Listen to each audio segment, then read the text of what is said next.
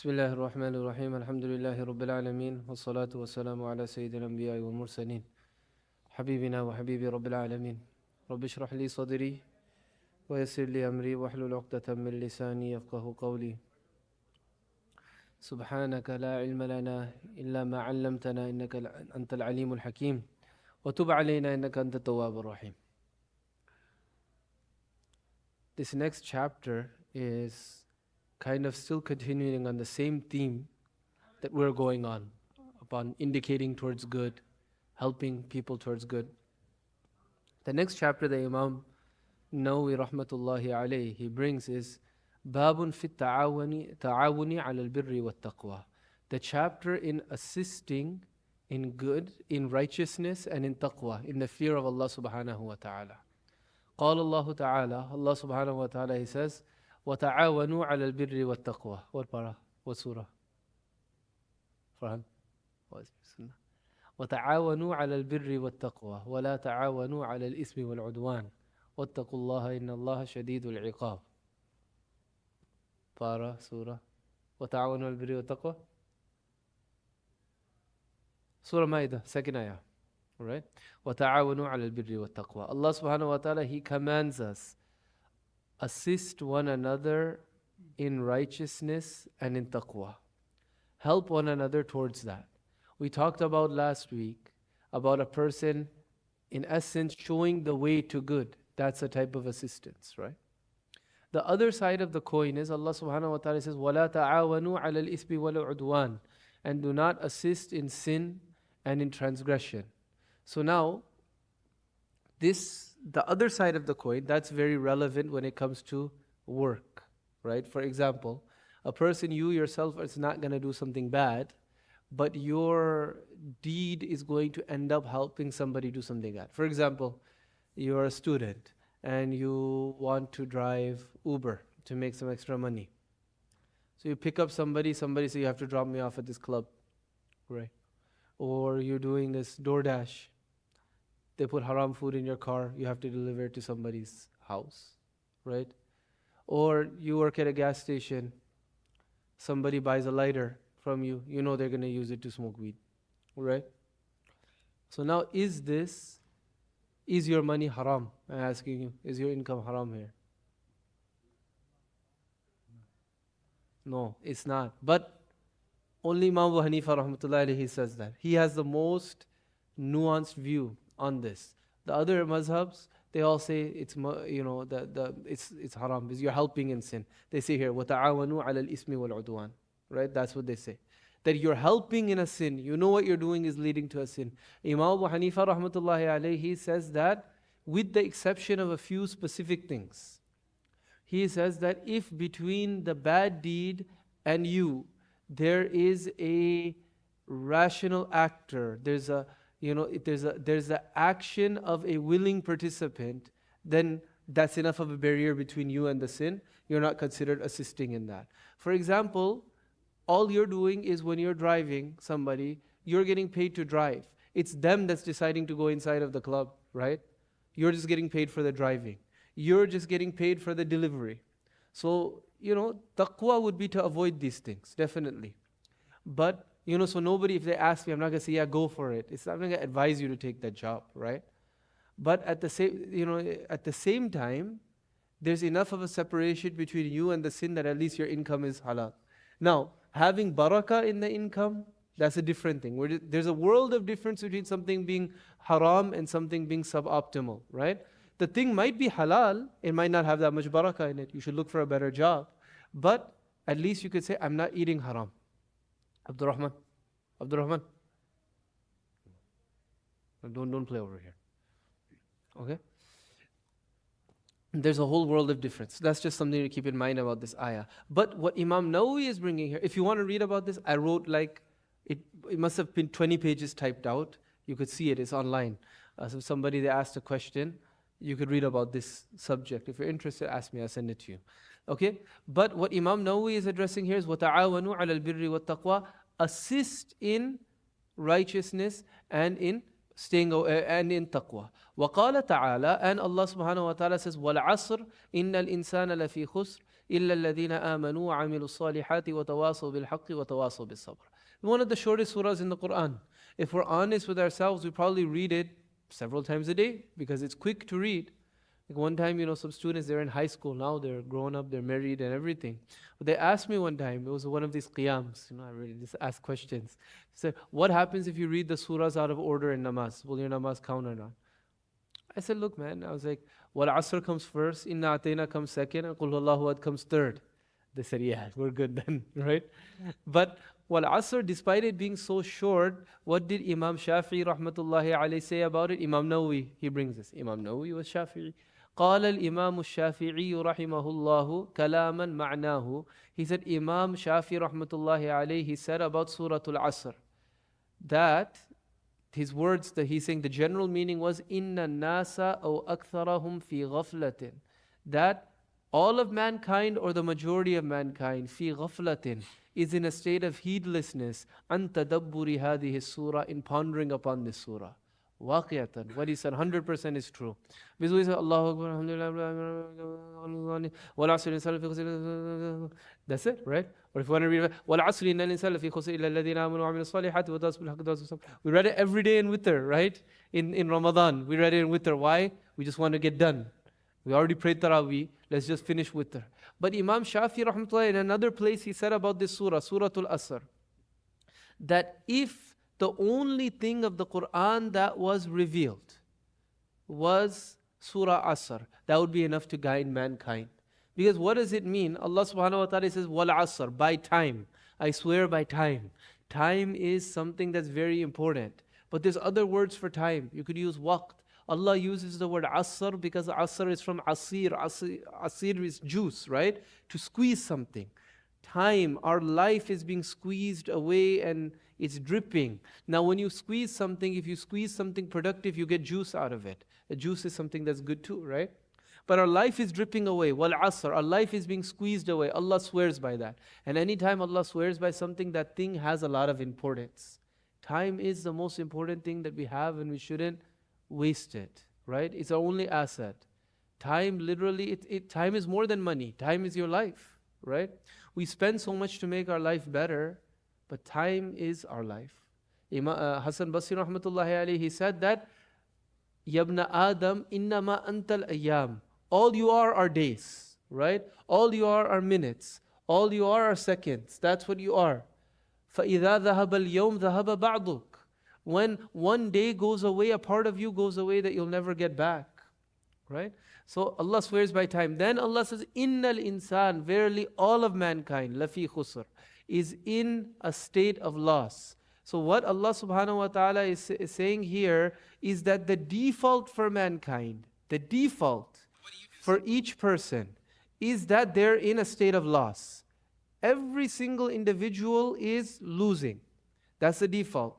But He makes one exception. And what is that exception? Sorry about that. The one exception that Allah subhanahu wa ta'ala He makes over here is إِلَّا الَّذِينَ آمَنُوا, except for one who believes. وَعَمِلُوا الصَّالِحَاتِ, after believing they do good deeds. But part of good deeds, وَتَوَاصَوْا بِالْحَقِّ, they enjoin good, right? They encourage one another to do good, وَتَوَاصَوْا بِالصَّبْرِ, and they encourage one another to be patient. So over here, that is the munasabat with this chapter. That's the connection. Part of righteousness is that a person enjoins truth and a person enjoins patience. You're encouraging others to do that. You're assisting them. Okay. So now Imam Shafi rahmatullahi alayhi, he said that. Now we come to the ayat. One other thing though is that the summary of deen, if we want to summarize deen, it is to spread righteousness and goodness and cut off evil at its root. Right? That is what deen is all about. Spread righteousness and goodness and cut off evil at the root. Assist anybody that you can in goodness, because that's a spread of goodness. Contrast that with what the general conception that we have today. People have is asabiyya in our society. Help our own at whatever cost. This person is my cousin, he's my brother, no matter what, I'll help him, whether he's right, whether he's wrong, I'm going to assist him, I'm going to lie for him. This person is, Muslim, so I'm going to lie to help this person out. I'm not looking at what the person is doing. This person is Indian. This person is Pakistani. This person is Egyptian. So I'll lie, I'll cheat, I'll do whatever I need to help this person out. This is what that man tried to do with Musa alayhi salatu wasalam. The man, for Musa alayhi salam, if you guys are going to pray Jamaat, can you pray upstairs, please? If you could pray upstairs, right? Because we're doing this, right? Musa alayhi salatu wasalam. What happened is this Qibti, or this Israeli, he asked Musa alayhi salam, help me. On what basis? Not that he was right, because I'm an Israeli. So he assumed that Musa alayhi salatu wasalam was going to help him. The first time Musa alayhi salam thought he was being wrong, so Musa alayhi salam, he helped him. What happened the second time Musa alayhi salam saw that this man, he's doing something, he's the problem because he keeps getting into fights. So Musa alayhi salam said, I'm not going to help you. إِنَّكَ لَغَوِيٌّ مُبِينٌ. You're the one that's misguided. You're the one that's causing all of these problems, right? That's how a person needs to be. And in fact, at the result of the first time when Musa alayhi salam accidentally killed the person, Musa alayhi salam, he said, قَالَ رَبِّي بِمَا أَنْعَمْتَ عَلَيَّ فَلَنْ أَكُونَ ظَهِيرًا لِلْمُجْرِمِينَ. I'll never help anybody in doing wrong again. Right? Again, it's ta'awun.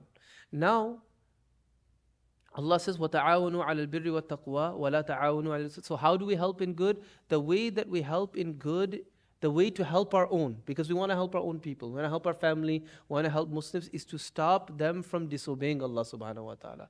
Rasulullah sallallahu alayhi wa sallam said, unsur akhaka, help your brother, whether he's a Mazloom, whether he's a Zalim. The Sahaba said, Ya Rasulullah, we know how to help our brother if he's oppressed.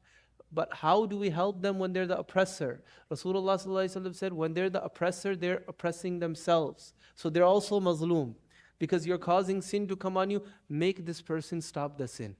So look, weddings that we have, ghair shar'i functions that we have in our society. A lot of times we say, I'm against these things, but I have to support my family member, so I'm just going to go and I'm going to be there. The real assistance, the real support that you're going to give them is by telling them that this is wrong. This is against Islam. I'm giving weddings by means of example. Other things that we have, other rasams that we have, other things that we do in our culture that are wrong, that are against the Sharia, right? And you say, I just have to be there to help, to support my family member. The biggest support that you could give them is to say that it's wrong and then don't go. Or go in such a way that you make a statement. Not that you embarrass the person, but you make some statement. Like I have a friend, he's famous alim, so that's why I'm not going to mention his name. But it's what he did. He's from a Punjabi family though, right? You know, the Punjabis are Punjabi. They like to party, right? We could say that. So his sister's wedding was big, this, that, music, dancing, everything. He is a proper alim. He came to the hall. He told his father, I love you, but I can't support you in this. I came here and I'm willing to help out in whatever you need me to do. You need me to move things, you need me to do this, but I'm not going to come inside. I'll stay outside. I'll meet people. I'll say salam to people. I'm not going to come inside, right? That one thing, that would have caused, the family to take pause, the family to think 100 times, rather than you just go along with it, right? If we never take a stand, for what we believe in, how will change ever come? A person has to make a stand, and that will assist others. Again, don't embarrass anybody, right? That's not the way to do it. Tell the person beforehand that, if this is going to happen at your wedding, really, I'm sorry, I can't come. If this is going to happen at your function, whatever that may be, I apologize, I can't come. I'm coming and meeting you the day before because I respect you. Here's a gift, whatever. I just can't be there because it's against my principles. And people, they see me and they're going to think that by me being there, that is okay. Usman radiallahu anhu, when you look at his life, he was going to be killed. But what did Usman radiallahu anhu say? Some Sahaba said, we'll support you, oh Usman. Amirul Mu'mineen, we'll support you. We'll kill these people. We'll fight these people. Usman radiallahu said, I don't want to be the one that opens the door for bloodshed amongst Muslims. I'll rather give my life than have this happen. He didn't want to help in anything wrong. Now we come to the ahadith. عن أبي عبد الرحمن زيد بن خالد الجهني رضي الله عنه قال قال رسول الله صلى الله عليه وسلم من جهز غازيا في سبيل الله فقد غزا ومن خلف غازيا في أهله بخير فقد غزا متفق عليه.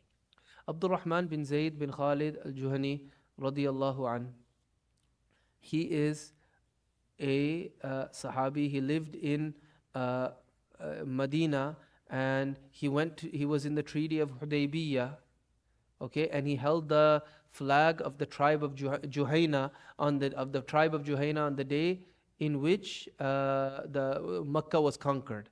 And he narrates from Rasulullah sallallahu alaihi wasallam 81 ahadith. He passed away in Medina. Others say he passed away in Kufa. Others say that he passed away in Egypt. And in what? Because the name Abdul Rahman bin Zayd, or Zayd bin Khalid is not an uncommon name. That's why there's some ikhtilaf, right? When did he pass away? He passed away in the year 58 Hijrah at the age of 85 years old. Okay? Now, he said that Rasulullah sallallahu alaihi wasallam said that whoever prepares a mujahid to go out in the fight of Allah, you're not going and fighting, you're giving them the supplies to go and fight. Faqad ghaza, this person has also done jihad. You get the reward of having done jihad. And whoever khalafa ghaziyan, whoever represents the ghazi, the mujahid, fi ahlihi, in his family, meaning you take care of his family. He's out fighting in the path of Allah subhanahu wa ta'ala. You're supporting his family. Fi ahlihi bi khairin, with good. Over here it means financially. Faqad ghaza, this person also gets the reward of fighting. Why does he get the reward? There's a principle that Rasulullah sallallahu alaihi wasallam is laying out for us here. Whoever, by being engaged in some necessary work, is unable to fulfill his necessities, whoever steps up and fills that void, or allows that person to fulfill that necessity, they're going to be rewarded abundantly. A person can't fight jihad, but somebody supports them and allows them to go do that. The one who helped him is rewarded. The person, they're going out and they're fighting jihad. So their family is being supported. The fact that their family is being supported is allowing them to go out, so you get the reward as well. This could be extended to other things. For example, ulama, right? There's a lot of work that has to be done, a lot more work that has to be done, right? So not everybody could be an alim, but if somebody supports the person in the background, right, they get a reward. Like one person, like I know this person, they never want credit, but I'm just going to give them credit, because if a person does something without wanting credit, but they're given recognition, that's a reward from Allah subhanahu wa ta'ala. The reward is it. Dr. Ibrahim Sahab, so much in my life, how much he helped me, I won't say all the things that he did for me. He'll never tell anyone. So much so, I was able to do many things. I think anything that I do, reward is for him and his family as well. They help. Like I could say enough that I trust him that even on the way to hospital for my wife delivering a child, we are comfortable to drop our kids off to stay at his house, right? And that's just tip of the iceberg. Many other things. So maybe he's not giving a bayan, he's sitting in the bayan, right? But he's getting a reward for the bayan because took care of a person's family in the background, supported a person, allowed them to do what they're doing. So every year Minhaj Bhai, he does a lot of projects in India where he could sponsor a student. He helps out projects in India, right? He's a means of, he's on board of something. You're on board of something, right? I forgot the name of it. But it's supporting. You could support a student. You could sponsor a student to study in India, right? Or you could sponsor families. You could sponsor widows, orphans. You're allowing these students to go and study instead of having to go out and work and take care of their families, right? It's not just for ulama. For Muslims in certain fields, we need people, right? I think we have enough doctors. We have enough, maybe. I think we have enough engineers, right? But there's certain fields where we need people, right? We do need people.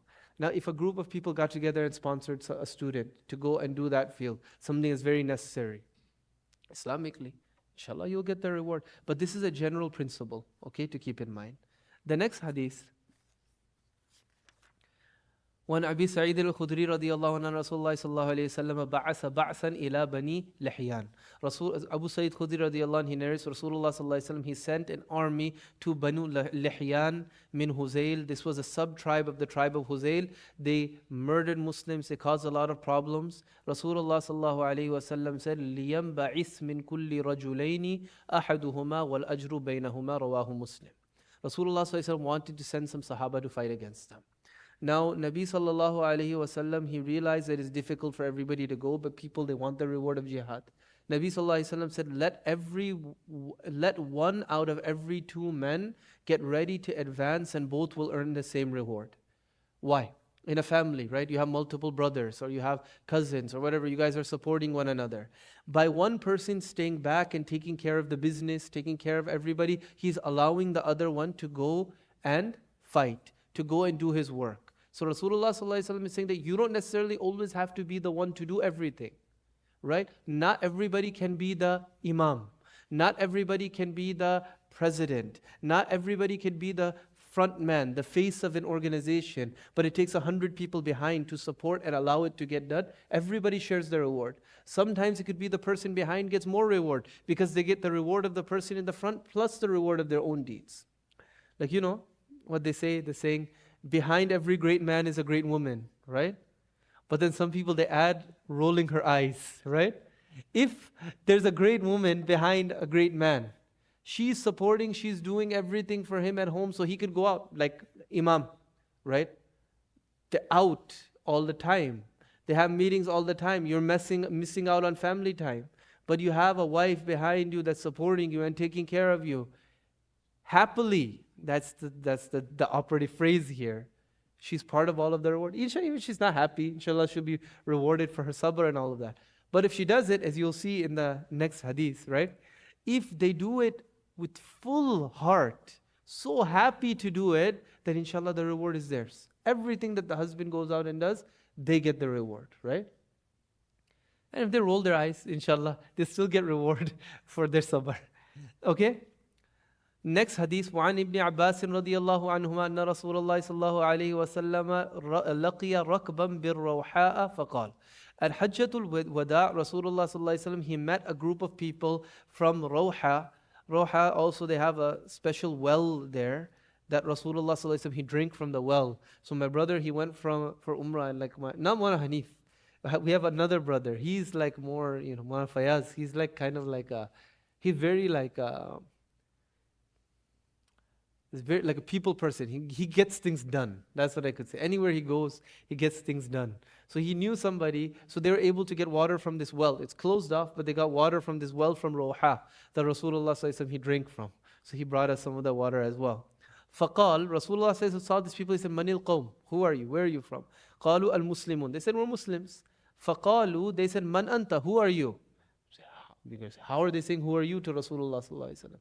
The thing is, in Nabi sallallahu alaihi wasallam's lifetime, there were Sahaba, there were Tabi'un, there were Tabi'un. What do I mean? Not every Muslim saw Rasulullah sallallahu alaihi wasallam, right? Somebody saw him, he accepted Islam, he became Sahabi, he went back to his tribe. And he told them they accepted Islam. They're Tabi'un, they're not Sahaba, right? There's another word for them called Mukhadramin, but there's Tabi'un. Now somebody from there goes somewhere else and he prays, somebody sees him praying, he explains about Islam. Now you have Tabi'un living in the time of Rasulullah. So these people, there's no social media. They don't know how Rasulullah is. Says, who are you? You look important. Rasulullah sallallahu alaihi wasallam, he responded to them in Hajjatul Wada. قال Rasulullah. He said, I'm Rasulullah sallallahu alaihi wasallam. فرفعت إليهم رأة. So women said, oh, this is Rasulullah. So she raised Sabiyan, a child. فقالت ألي هذا حج. So one, she wanted Nabi sallallahu alaihi wasallam to see the child, and the child to see Rasulullah, right? Things that a child sees or hears, they have an effect whether we know it or not. So it's a child. Who cares if they listen to music? Who cares if they watch this? It has an effect. That's why we say the azan in their ear when they're born, right? Actually, it's more beneficial or detrimental, the things that they hear when they're young. Okay? Then she asked, Ali hada hajjun, will Hajj count for this child? Qala na'am walaki ajrun. Nabi sallallahu alaihi wasallam said yes, and for you is the reward. Rawahu Muslim. Why did the hadith get brought in this chapter? Laki ajrun, the reward is for you, meaning you help this child do good. Now, from a fiqh perspective, the farz Hajj is not accepted for a child who does Hajj before they're baligh, right? But if you take them, it still counts as a nafil Hajj. So you could call them Haji. I think that's why they call you Haji, right? You're like little. So like his parents took him when he was little. He did Hajj. He still has to do a farz Hajj, right? But you could call him Haji Sahib if you want, because it counts as a nafil Hajj. Okay? Next hadith, this is the last one in the chapter here. No, you know what? And I'm going to add one more point over here. وعن أبي موسى الأشعري رضي الله عنه عن النبي صلى الله عليه وسلم قال أنه قال الخازن المسلم الأمين الذي ينفذ ما أمر به. One, if there's a rich person and they have like an accountant, accountant meaning the person who's looking after their wealth, right? Rasulullah says the, again, khazin, guard to the treasures. I'm just saying accountant over here. Al-Muslim, who is a Muslim, Al-Amin, who is trustworthy, Alladhi yunaffidu, the one who carries out ma umira bihi, whatever he's ordered, فَيُعْطِيهِ كَامِلًا مُوَفِّرًا, and he pays completely. His boss said, pay such and such to such and such person. Give this much to such and such person.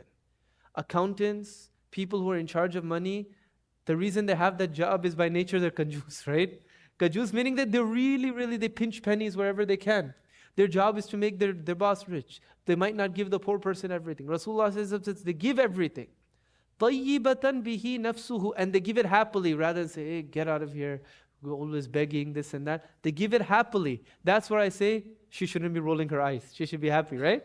Give it happily. طَيِّبَةً بِهِ نَفْسُهُ, they're happy. فَيَدْفَعُهُ إِلَى الَّذِي أُمِرَ لَهُ, and they give it to whoever it was ordered to be given to. بِهِ أَحَدُ الْمُتَصَدِّقِينَ مُتَفَقٌ عَلَيْهِ. The accountant is also considered from one of the people that give sadaqah. Why? Because they assisted in this. Now coming back to all of these hadiths, I talked about the importance of assisting people. When we assist those, like this woman assisted this child. Another hadith, Rasulullah sallallahu alaihi wasallam, one brother, he came, he had a brother that was weak, and he complained, and he said that, I'm earning, he's just at home all day. Rasulullah sallallahu alaihi wasallam said, "Innakum turzaquna bidu'afaikum." You are provided for due to your weak. Sometimes we think that we're helping somebody else, but the presence of others around us is a blessing, whether we realize it or not. So like, in Gujarat, they do this a lot. There are like 4 or 5 brothers. They say one of them, your job is you're just going to do work of deen. Become hafiz, become alim, you work. We'll run the business. Gujaratis are good in business, right? They'll run the business, and they say that you're a partner in our business, but you're a sleeping partner. You don't have to do anything. 10%, 20% of the profit, it just goes to you. How much work of deen a person like that can do? I have one friend like this in Atlanta. He made a whole big madrasa. Why? His dad, big businessman, and there's 2 brothers are alim, 1 brother isn't. But the brother said, I'm running 3 businesses. One is for you, one is for you. I'm going to take care of the rest. Right? The brother is part of that. Allama Shami, Ibn Abidin Shami, rahmatullahi alayh. Every mufti gives fatwa from there, from his book. But his father said, whatever book you need, tell me, I'm going to buy it for you, no matter how far it is. He lived in 1700s. It's not easy to get books. It's such a big library, and you just work. I'll take care of everything. Many ulama were like this. Allama Abdul Hayy Lucknowi, rahmatullahi alayh. Same thing. The Nawab of Lucknow found this child has potential. I'm going to support him. Whatever he doesn't ever have to work, just do work of deen. He passed away at the age of 42, but every book in our Dars-e-Nizami, Hidayah, Sharhul Wiqaya, then so many, he wrote the commentaries for it, Hashia for it, everything. He passed away at the age of 42. Imam Nawawi, rahmatullahi alayhi, the one whose book, so many books, they say that he's the biggest figure in the Shafi'i mazhab after Imam Shafi'i. Imam Nawawi, rahmatullahi, he passed away at the age of 39, I think, 39 or 40 years old, right? So if you support somebody, it helps a lot. But you're not they're helping you. It's mutual, right? And I'll just end with this incident. We all have heard of Hazrat Shaykh Maulana Zakaria rahmatullahi alayh. His father was Maulana Yahya. And his uncle, meaning Maulana Yahya's brother, was Maulana Ilyas, the founder of Tabligh Jamaat. So Maulana Yahya used to do a lot of work, and he had a bookshop as well. So he used to teach, he used to do work, and he used to sell books. And when you're selling books, what you have to do, you have to make sales, you have to pack them up. Maulana Ilyas, his younger brother, would just come and sit in the store, and he would read and he'd do his studies. He was a student at the time. There was an accountant that worked with them one day. Maulana Yahya was packing up books. So the accountant said to Maulana Ilyas, your elder brother is doing so much work. Can't you just help him? Why don't you just sit here all day? Why don't you pick up something, help your brother, your older brother? Maulana Yahya, the elder brother, became angry like he never got angry before. Maulana Yahya is somebody who, if you read Abbiti, that's a book I recommend everyone to read, Hazrat Sheikh's autobiography. He says, whatever I became, I'm that because of the barakah of my father's shoes.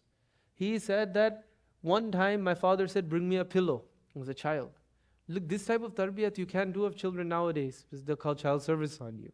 But he said that, bring me a pillow. So he said, I felt so much love for my father. So I brought him, I said, here, Baba, take my pillow. He said, my father started beating me. He said, your pillow? What did you do in this world to have anything that's yours? Right? He said, if my father saw me standing next to the same person in namaz 2 days in a row, he'll say, well, you're making friends with who? Do you even know what type of person is? He'll beat him, right?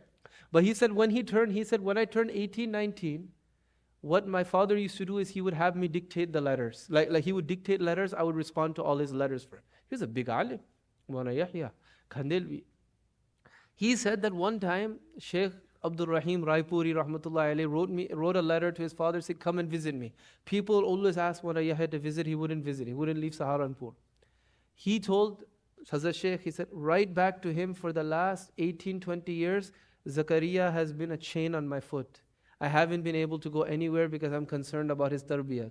Now I'm satisfied with his tarbiyah. I'm going to come, I'll visit you for 2 months. Hazrat Sheikh said, after that, my father was really kind to me. He was never strict with me again after that day, right? So he was that, but he had that jalal. That's what I could say. He had jalal. Anyway, Maulana Yahya became mad like he was never upset before. And he told the accountant, don't ever say anything like this again, right? I don't think I'm doing anything for him. I don't think I'm doing anything for him. Instead, I think that I'm being provided because of him.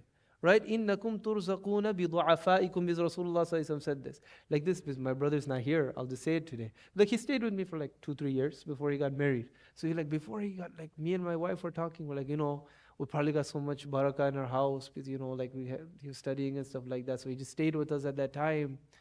So like, he's getting married now, he's going to move. So like, the barakat in our life came because of him. Now, what do we do? Now he's moving. You have to figure something else out. Always try to get barakah in your life by helping people, supporting people, etc. But don't think that you're actually supporting them. A lot of times, they're supporting you. That is the sum of this chapter.